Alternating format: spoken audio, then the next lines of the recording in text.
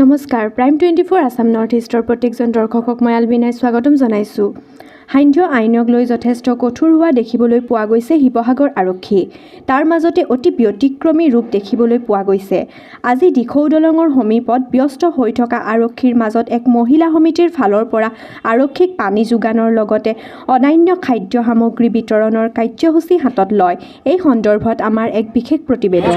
আমি শিৱসাগৰ আৰক্ষী প্ৰশাসনৰ তৰফৰ আমি ইয়াত বৰ্তমান কৰ্তব্য অৱস্থাত আছোঁ আমি 7জন মানুহ আৰু মহিলা সমিতিৰ মানুহবিলাকে আহি কিনে মানুহ কেইগৰাকী আহি আমাক পানী খুৱাইছে, অতি ধৰ্ম কাম কৰিছে।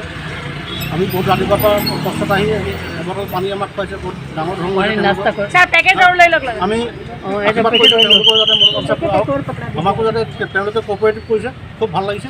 এনেকৈ যদি চবেই পুলিচক কোঅপাৰেটিভ কৰে, সকলো জনসাধাৰণ যদি কোঅপাৰেটিভ কৰে আমাৰ মনোবল বৃদ্ধি হ'ব আৰু সকলো সুৰক্ষিত থাকক, সকলো সাৱধান থাকক। এই ক'ভিডৰ সময়ত মহামাৰীৰ সময়ত যাতে সকলোৱে ঘৰৰ ভিতৰত থাকে, চৰকাৰী নীতি নিয়ম পালন কৰে, তাৰ কামনাৰে ধন্যবাদ। ইমানতে সামৰণি।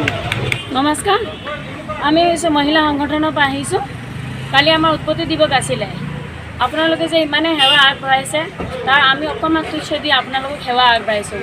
সেইটো কাৰণে আপোনালোকৰ কাৰণে অল্পাহাৰ আৰু পানী যোগান ধৰিছোঁ। ধন্যবাদ।